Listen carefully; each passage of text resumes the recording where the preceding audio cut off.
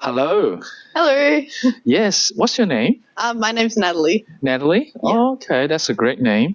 Yeah, can you tell us a little bit about yourself, Natalie? Yeah, sure. Did you want me to hold the mic or? Oh, I can help you. Yeah. All good. My name's Natalie. I'm a student at Macquarie University, and I study cognitive brain sciences and human sciences. Wow. And I'm 21. Wow. Okay. Wow. Okay. What's your ATA score when you get in? It was 92. 92. What was the high school you got into? I went to Merrilla High School, which is a selective high school in Newcastle. Selective high school in Newcastle. Wow. Okay. Okay. So, just a little bit of study tips to our fellow students. What kind of study strategies, techniques that you found is effective in preparing exams? And obviously, Macquarie is one of the most prestigious school. Sort of, how do you balance that study stress? I would say probably just try to keep it all in perspective. Keep doing all the activities that you would normally do. Like you don't have to lose your social life for study or anything. Yep. And usually, I suppose for study, I like to kind of collate all my notes and then put them on like one mega note document at the end, like one big A4 sheet of paper, and then segment all of your. If you've got like a high content load. Wow. Okay. Can you tell us a little bit more about that? So is it like a cheat sheet? Yeah, like a cheat sheet. Yeah. I find that that's what works for me, but doesn't work for everyone else. So how do you make the cheat sheets? Usually I just I'll take notes from all my lectures, and then for each lecture, I'll do like a little box and then fit everything from that lecture in the box. Wow. Wow. Impressive. Impressive. So in Macquarie University, one of the top 50 university in the world, how do you manage your study stress? Because you got a lot of assignments, essays. I'm sure there's like deadlines to meet. How do you feel about this sort of stress and Yeah.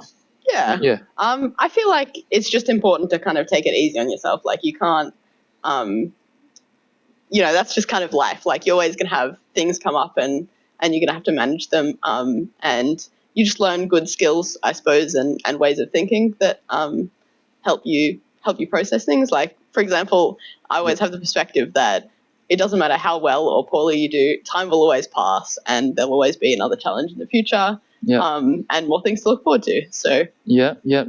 So previously you mentioned about you were in a selective school. Mm-hmm. So what makes you to go to a selective school instead of going for a sort of a normal public school, or what was the difference that you feel your life would have been different if you went to a normal public school, or yeah. I don't think that my life would have been that different. Yeah. But I mean, I think I went to a selective school for a couple of reasons. Yeah. Firstly, it was the closest school to my house. Okay. All right. Secondly, my brother was already going there. Yeah. And I suppose I thought that it had good potential, or that I feel like I would be in school with like-minded people. Yeah. But yeah, I really enjoyed going there, and I'd recommend it to other people as well. Wow, thank you. How does it work? How does the point system works? Yeah, so you've got your different grades at university. So they're a bit different from what you'd have in high school. So you've got like your passing grade, credit grade, distinction grade, and high distinction grade, which is different from like A, B, C, D that you might see in high school. Yeah. And these grades are particular marks. So, for example, a credit would be 65. And then your weighted average mark is taken from, for example, if you get 65 for all of your subjects, then that would average to a 65. Mm-hmm. Or if you get 70 for one of your subjects and 60 for one of your subjects, then that would also average to a weighted average mark. So it's like an ATAR calculation, sort of.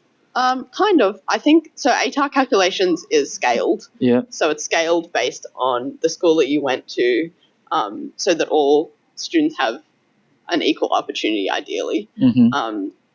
Because maybe you went to a less like a disadvantaged school, or whereas. So selective school helps you to range better, so then you get a high ATAR.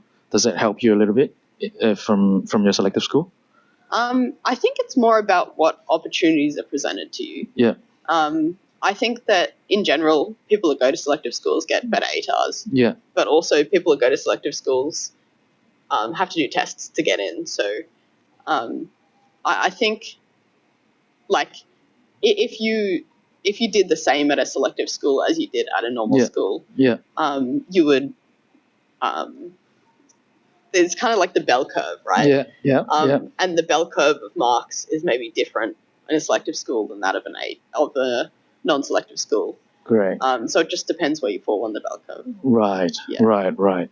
So, lastly, in your opinion, what are some of the misconceptions students have about studying for exams, and what advice would you offer to help our fellow students out there in the camera that to overcome these misconceptions?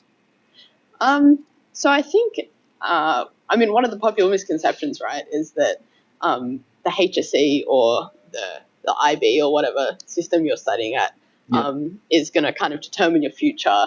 It's going to be like this huge thing, and you should be really stressed about it. When in reality, it doesn't determine that much. It determines whether you maybe get 1 mark to get into the university degree that you want to do. Right. Of which there are so many different pathways that you can usually get in by anyways.